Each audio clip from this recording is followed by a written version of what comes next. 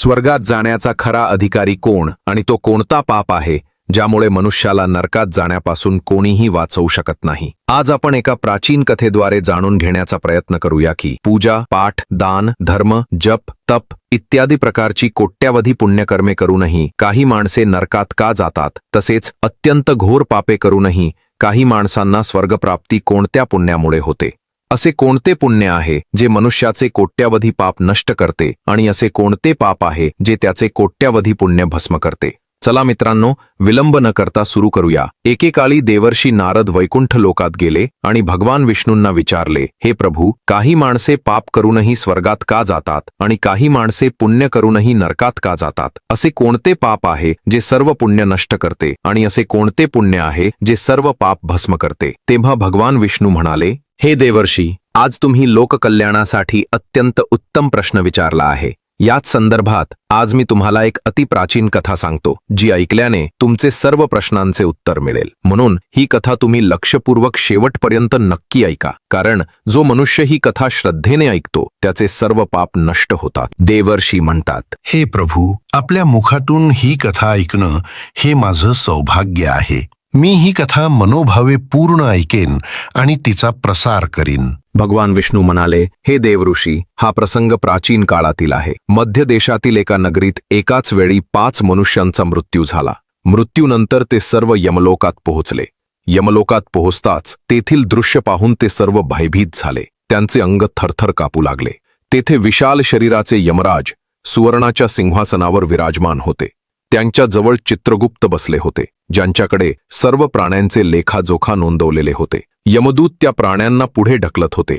काही मनुष्य मोठ्याने रडत होते, तर काही अत्यंत प्रसन्नतेने चालत होते। स्वर्गद्वारातून सुंदर तेजस्वी प्रकाश दिसत होता आणि नरकद्वारातून जळणाऱ्या अग्नीच्या ज्वाला प्रकट होत होत्या। हे भयावह दृश्य पाहून ते 5 जण एकमेकांशी बोलू लागले आणि आपल्या पापकर्मांबद्दल चर्चा करू लागले। त्या 5 4 जणांनी आपल्या आयुष्यात अनेक पापकर्मे केली होती आणि त्यांना जाणवले की आता ते चौघेही नरकात जाणार आहेत। त्या चौघांपैकी पहिला एक चोर होता, दुसरी एक वेश्या होती, तिसरा एक विद्वान पंडित होता आणि चौथा एका राजाचा सैनिक होता। 5वा मात्र एक श्रीमंत शेतकरी होता। ते सर्वजण आपल्या आपल्या कर्मफळांना भोगण्यासाठी सज्ज झाले। नंतर सर्व पापी आणि पुण्यात्मे एकामागून एक पुढे जाऊ लागले। ते चौघेही एकमेकांच्या पापकर्मांबद्दल सांगू लागले। सर्वप्रथम चोर म्हणाला, भाऊ, मी तर नक्कीच नरकात जाणार आहे, कारण मी खूप वेळा चोरी केली आहे, इतरांचं धन लुटलं आहे, इतरांना त्रास दिला आहे, पण असं मी मजबुरीमुळे केलं होतं।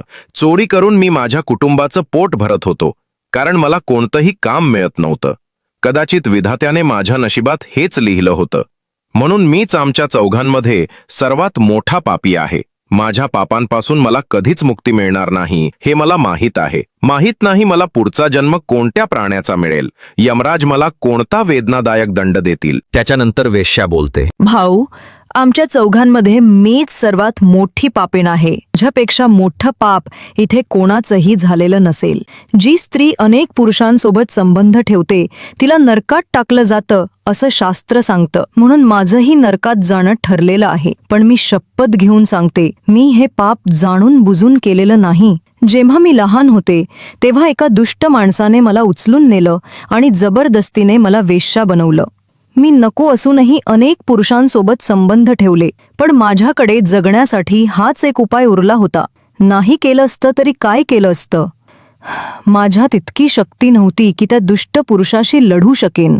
माहीत नाही कोणत्या पापामुळे मला या जन्मात वेश्या व्हावं लागलं आणि पुढे मला कोणत्या प्राण्याच्या रूपात जन्म घ्यावा लागेल। माझ्या पापांमुळे असं वाटतं की मीही नक्कीच नरकातच जाणार आहे। त्याच्यानंतर तो सैनिक बोलायला लागतो, भाऊ, आमच्या चौघांमध्ये सगळ्यात मोठा पापी मीच आहे। मी खूप मोठी पापं केली आहेत। मी राजाचा सैनिक होतो, म्हणून मी लोकांवर जबरदस्ती करायचो। किती लोकांचे प्राण घेतले आहेत मी, किती निरपराध लोकांना त्रास दिला आहे, किती निर्दोषांना माझ्या हातून शिक्षा मिळाली आहे हे मला स्वतःलाही माहीत नाही। यमराज मला कधीच माफ करणार नाहीत आणि मी निश्चितच नरकात जाणार आहे। पण ही सगळी पापं मी जाणून बुजून केलेली नाहीत। स्वतःच्या प्राणांच्या भीतीने आणि कुटुंबाच्या उदरनिर्वाहासाठी मला ही पापं करावी लागली। आमचा राजा जे सांगायचा ते आम्हाला पाळावंच लागायचं। राजाच्या विरोधात साधा माणूस कसा जाऊ शकतो? ही पापं करताना मला खूप दुःखही व्हायचं आणि मला ठाऊक होतं की या पापांमुळे मला नरक मिळणार आहे। पण कुटुंबाच्या मोहाने मी हे सगळं केलं. तरीही पाप म्हणजे पापच असतं. पाप करून नंतर पश्चात्ताप केला तरी त्याचा उपयोग नसतो.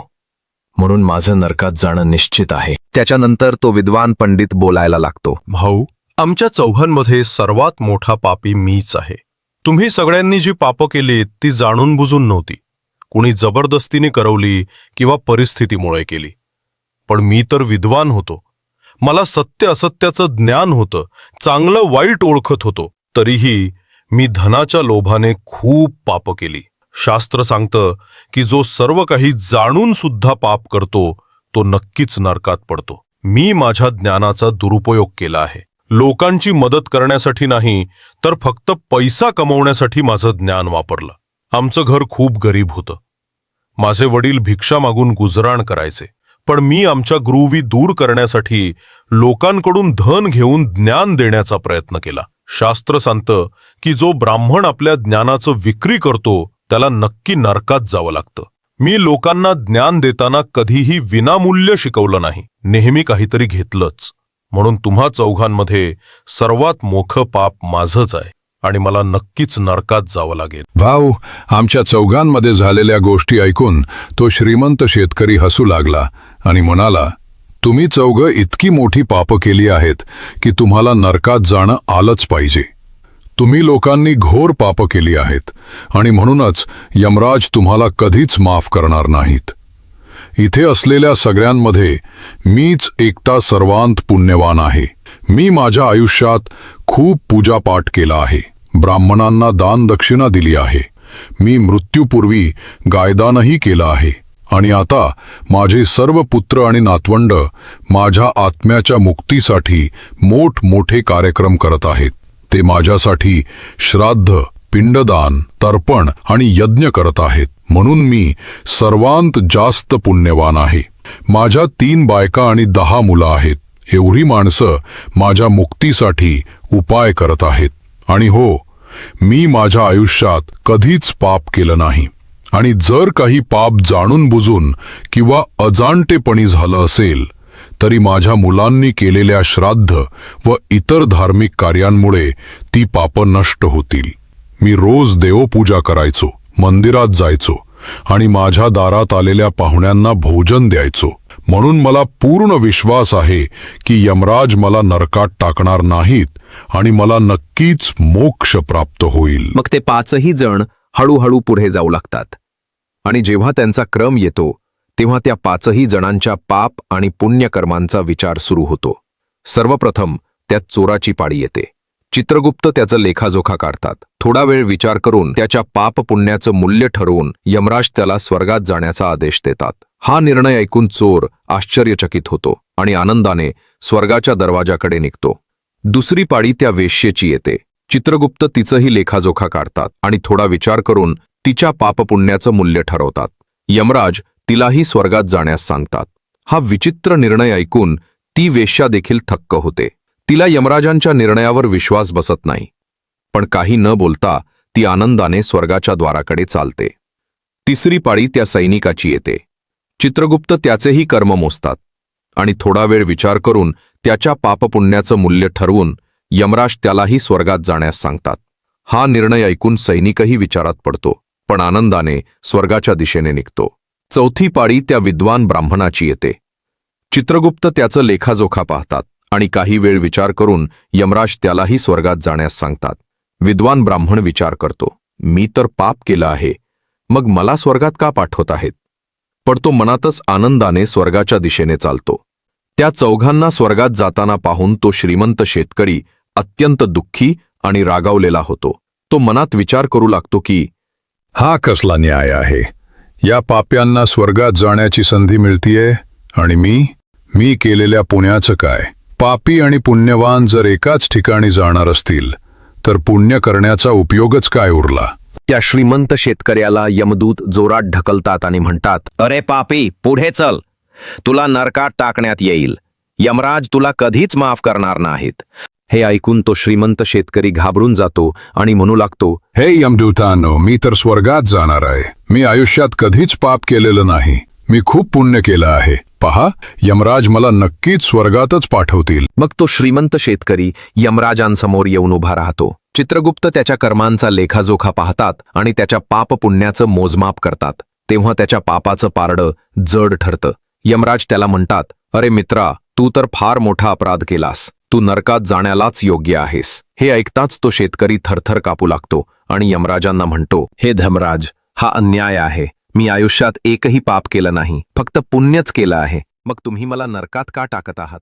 माझ्या आधी जे 4 लोक गेले ते तर घोर पापी होते. त्यांनी मोठमोठी पापं आणि अपराध केले होते. त्यांना तुम्ही स्वर्गात पाठवलं आणि मला नरकात?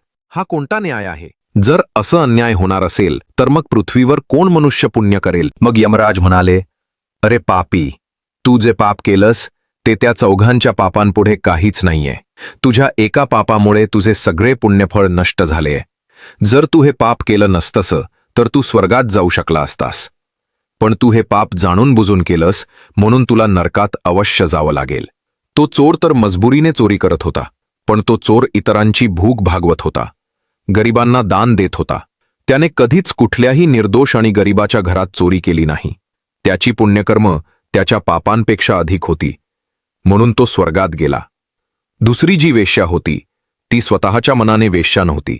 तिला जबरदस्तीने त्या मार्गावर ढकलण्यात आलं होतं आणि त्या वेश्येने फक्त आपल्या शरीराला वेदना दिल्या, पण बाकीचे कार्य तिने पुण्याचेच केले होते.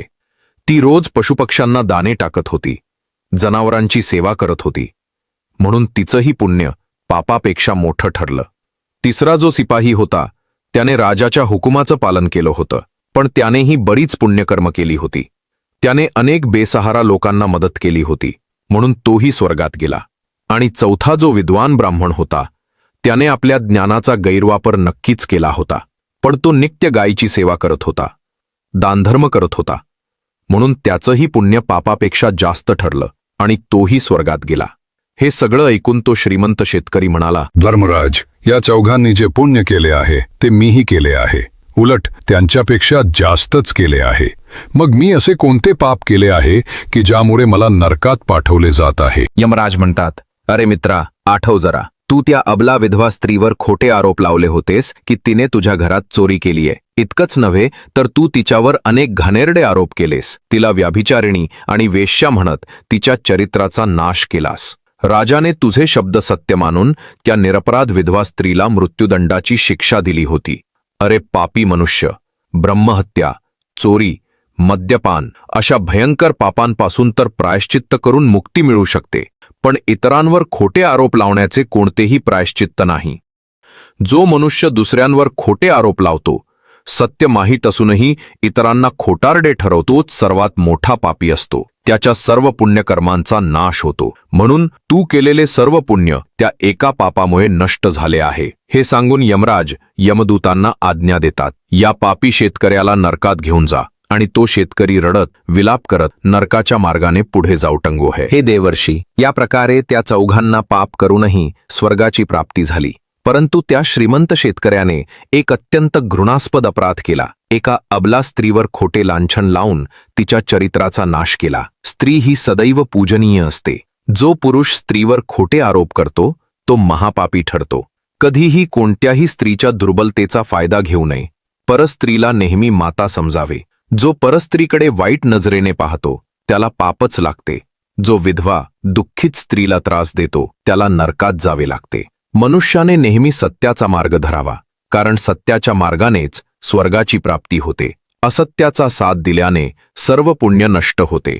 म्हणून मित्रांनो, कधीही कोणावर खोटे आरोप करू नका. सत्य माहीत असूनही असत्याचा साथ देऊ नका. जो दुसऱ्यांवर खोटे दोष टाकतो त्याला यमराज कधीही क्षमा करत नाहीत. आशा आहे की तुम्हाला ही कथा आवडली असेल. व्हिडिओला नक्की लाईक करा आणि कमेंटमध्ये जय श्रीकृष्ण असे लिहा.